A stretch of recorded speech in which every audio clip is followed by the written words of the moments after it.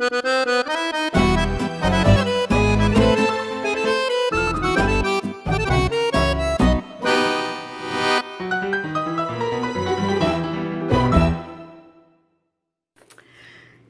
I'm going to experiment with something I've never done before, and I thought it would be fun to have you watch me do this. This board is gessoed with Liquitex super heavy gesso.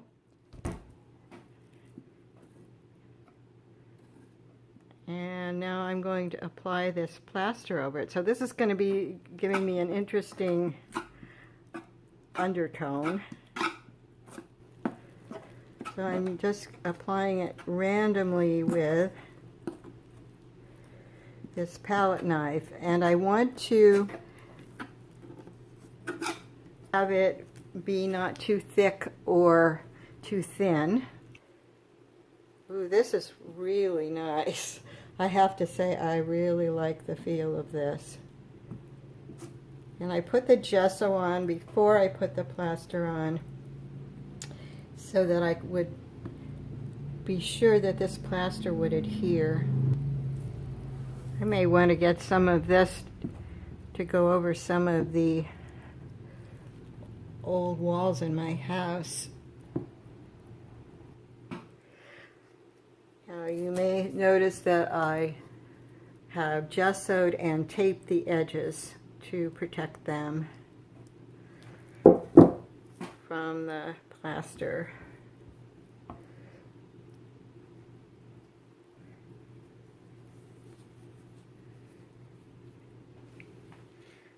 The first thing I'm going to experiment with in terms of texture is some cheesecloth.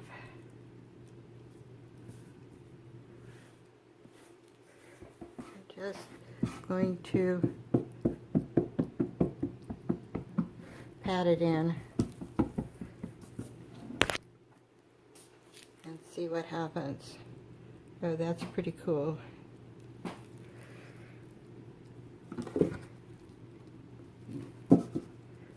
Okay, let's see. This is a crusty old comb. I'm going to try that. See if I like that.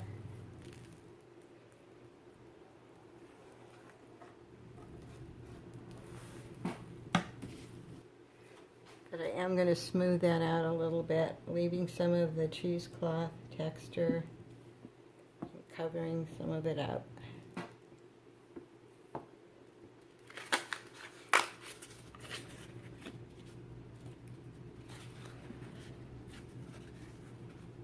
Now any texture I put down here will live with me through the whole piece.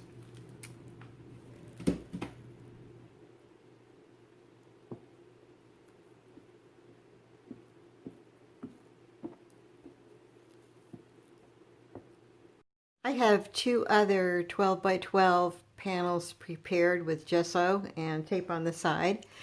I'm curious what would happen to the color of this plaster if I add some dry pigment. And when I use pigment, I'm always very careful to not let the pigment spill all over the studio and get in my lungs. So this is adding definitely some white that makes this color lighter. But I want to add a little more plaster to it because it seems like it also stiffens the plaster. So I'm going to try next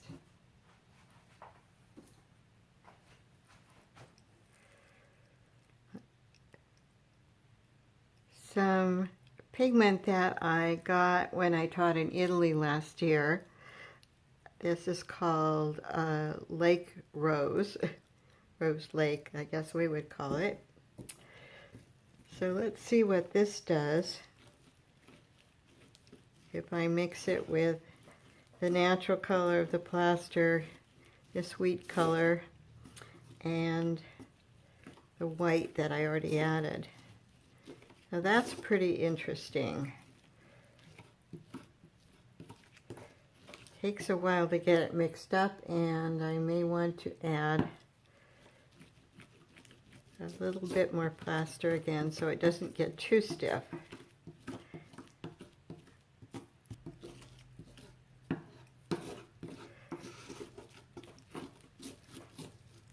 Okay, so now I'm going to try this on another gessoed panel. It's not completely even as far as color, which I actually like. It's going to look a lot more natural that way, I think.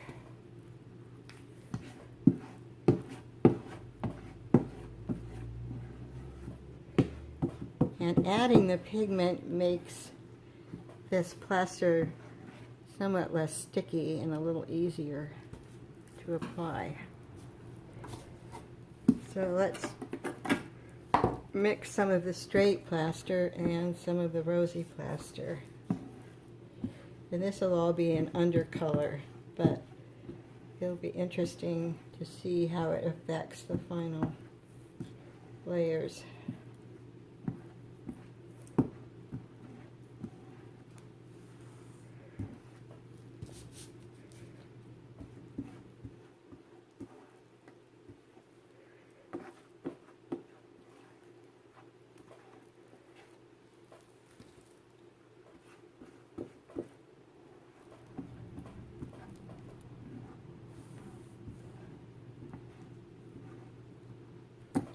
Well, I like that experiment of adding pigment to the plaster. Here's my dog chew toy that you may have seen if you watch some of my other tutorials.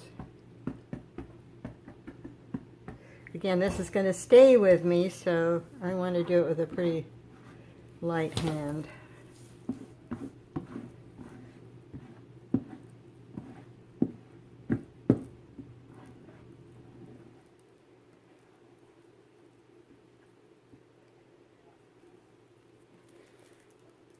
So another question I have that won't be answered right away, but I will tell you the answer when it comes, is how long this will take to dry. So our plastered panels are dry now, and I found out it really doesn't take very long for them to dry at all. So you can see a lot of variations in the colors that I used on this piece. But one thing that's interesting to me is that the pieces turned out much lighter. The original color of the Venetian plaster is much lighter, which explains to me now why I chose that color, because when I first saw it and it looked like this, I was a bit taken aback and thought, why did I pick that? But unlike the other kind of Venetian plaster, which I always just use in white, and it looks just the same, this turned out very differently once it was dry. Here's another one of the pieces. Now you can see some places that aren't dry on here, and you can see the difference in the color. And the reason I have places that aren't dry is because this is the piece that I put the thickest plaster on, and as it turned out, I put it too thickly so that it came off in a few places. It cracked, and I don't really want to risk cracking underneath the painting, so I have put additional plaster on to repair those areas. And I left one little piece. You can see it right here. So I'm going to go ahead and fix that one in front of you, and hopefully that will fix the cracks, and when we're finished, the new plaster will be the same color as the old.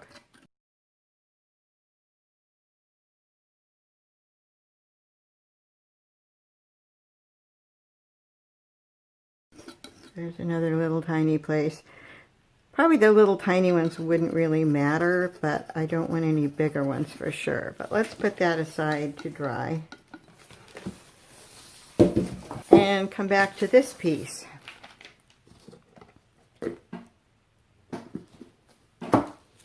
I'm going to try another experiment just because this is a season for experiments. Here I have some Dr. P.H. Martin's Radiant Concentrated Watercolor. And I'm going to try mixing that with the plaster to see what happens. So I'm putting down a little plaster, and I'm going to add some of this amber yellow.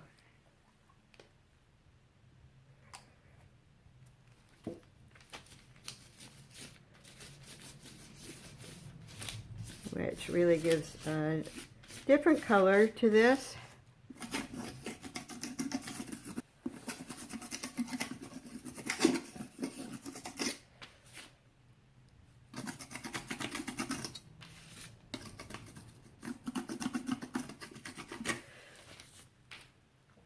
I can also try some black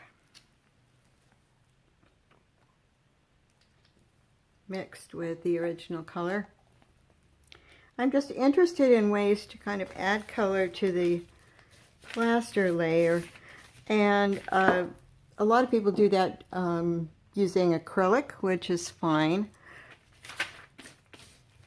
I am not crazy about acrylic, and that's no insult to anybody who uses it and likes it. It just isn't kind of my thing anymore. So that's why I'm trying a water medium that is not acrylic, that I can mix with the plaster.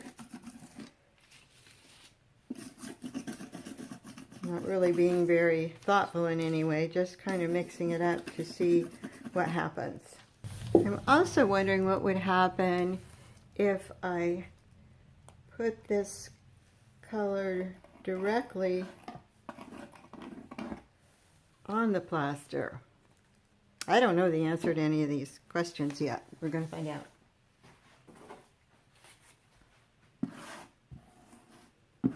I'm guessing it's really going to soak in.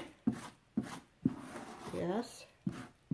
You can still see the pink color underneath, but it does some really nice variegated staining that is fun.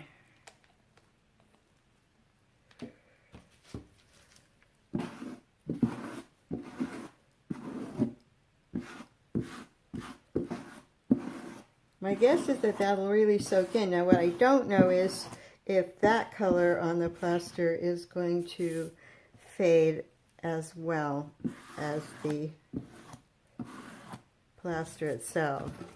It really feels dry already, but that's another interesting way to go before we add oil and cold wax. This is a woody pencil by Stabilo. Come in all different colors. So this is another way to kind of activate your painting, get some stuff happening early on. This piece is dry now, and the areas where I put the watercolors haven't lost any color, nor have the areas where I mix the watercolor with the plaster. So I'm going to start with a transparent color.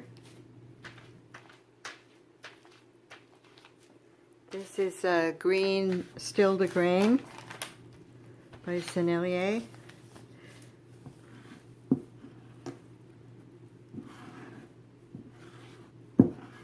And I want to put it on so that some of the previous plaster layer can show through.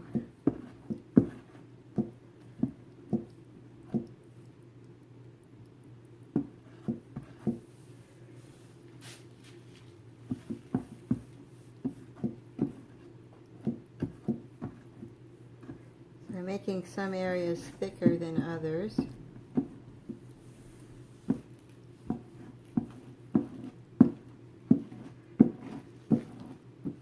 And I like how the orange and the pink show through.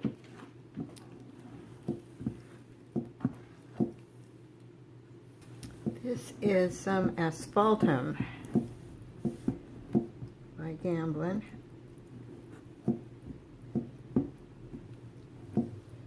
I like the way when I pull this back to a thinner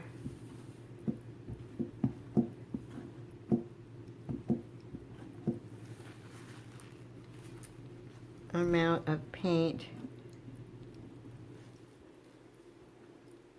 some of the previous layer of green shows through.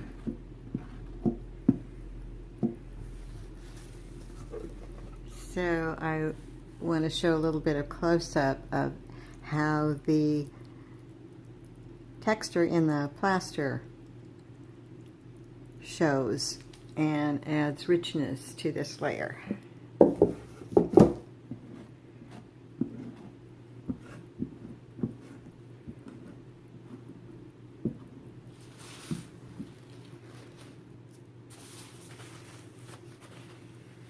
I'm finding that as I experiment with pulling away different areas, I can control how the previous layers show.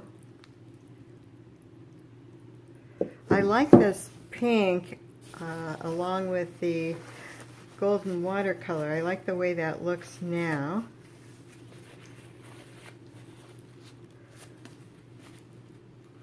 So I'm thinking about what kind of colors to use above it, and I've mixed up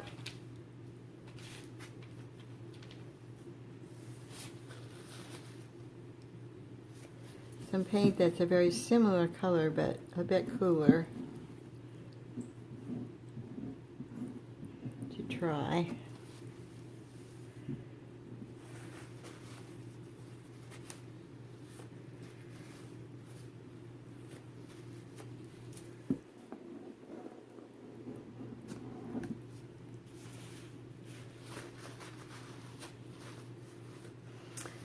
But that looks a little heavy to me, so I'm going to rub it in and just use it very lightly, putting in some additional wax.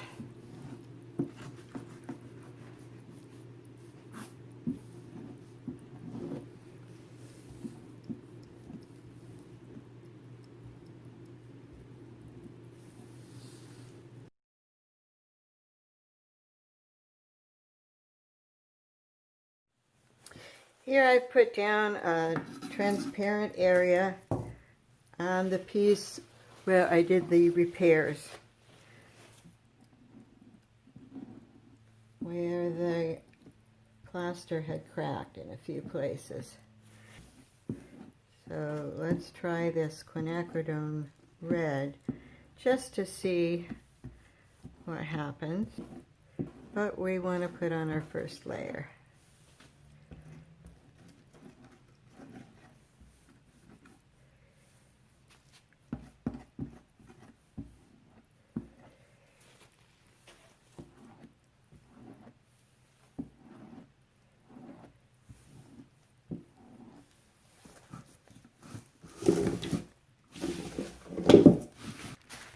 And again, I'm going to put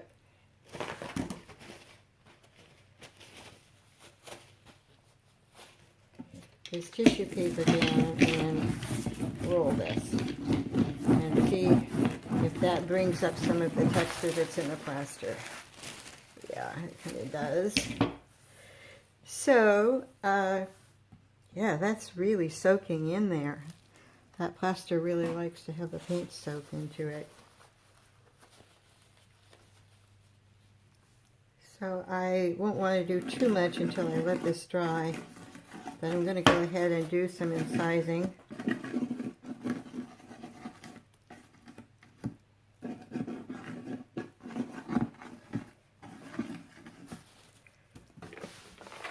And put that aside. Here's our final piece, and this has quite a bit of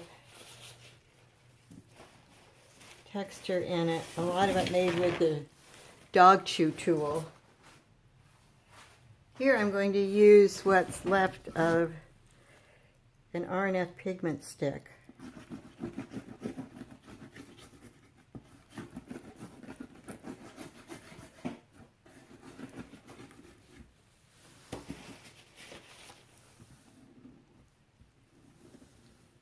This is a very transparent, beautiful orange.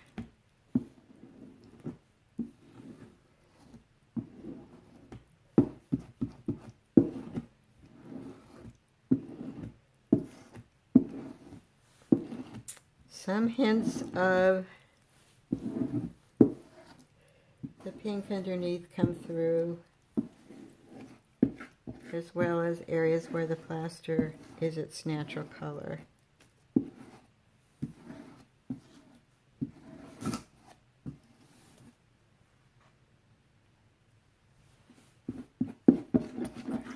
Add some white here.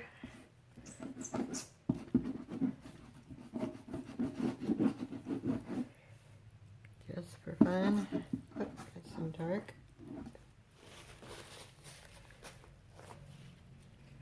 I kind of like that dark, so let's go with that.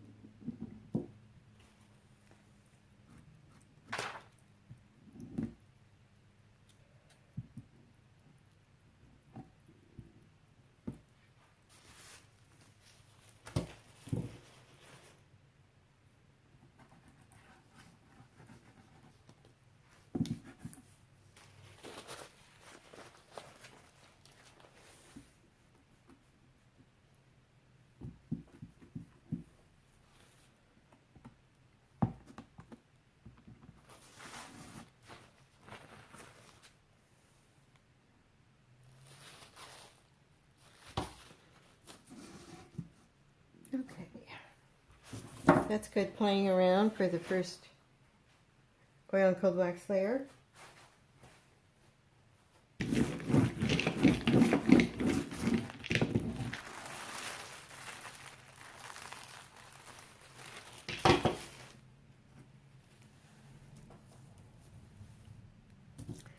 I'm also thinking that I can do a bit of scraping if I want to, if there are areas that I don't like. And it doesn't seem to go too far down to, it doesn't go down to the gesso. This is pretty good just to let it dry. It will go through many more changes, but that's where it is right now. I let these 3 panels with the gesso plaster and the first layer of paint dry overnight, and it's about mid-morning now, and they aren't completely dry, but they're really well set up. And by set up, that means that there may be a little bit of paint color coming off when you put your finger across the surface, but it may be dry enough to do a little more work on these. I'm very much liking this piece. I put on a little bit more black over here, and I'm going to see if it's dry enough to use this woody pencil, and if it's not, I'm going to use an RNF pigment stick. Yeah, I can get some marks there. And I may do some more work on this, but one of the things that I'm realizing is if I kind of like this first layer or a couple of layers, then I could leave the piece like this, just let it completely dry, and then put a clear coat of cold wax on it. I think that having the plaster underneath gives a sense of more layers than it probably actually has, but it has that same look about it. So if you want to do kind of a quick sketch, but want to do it on panel rather than paper, this might be a good way to go. This is the second piece we worked on yesterday, and I rubbed some odorless mineral spirits into this piece. It was pretty well set up, but I wanted to give it a more aged look. And I'm going to try just a bit of this kind of a nickel yellow mixture that I created. And I'm going to put some black pigment stick here too.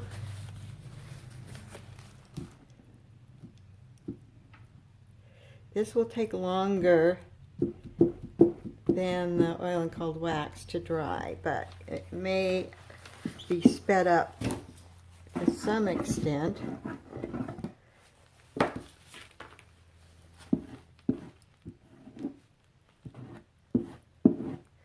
by the plaster.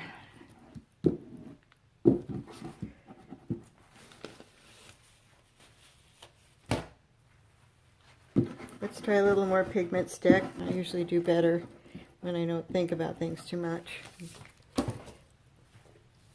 This is not going to be a final design like the one I just showed you could be. Sometimes it happens quickly and sometimes it doesn't. Although this is getting more interesting.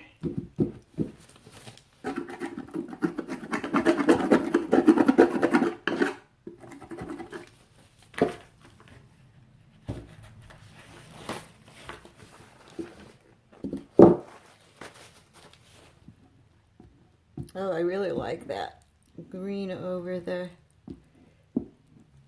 opaque yellow. That's nice.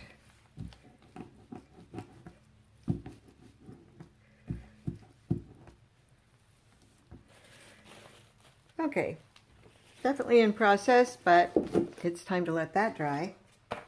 And here's the third piece that we worked on.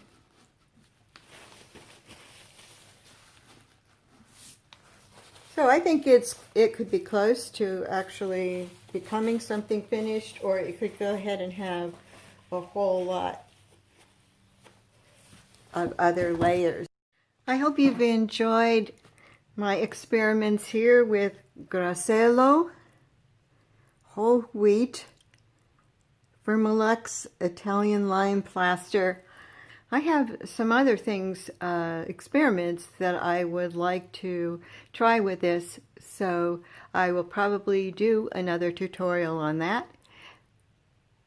And I will see you later. Thanks for watching.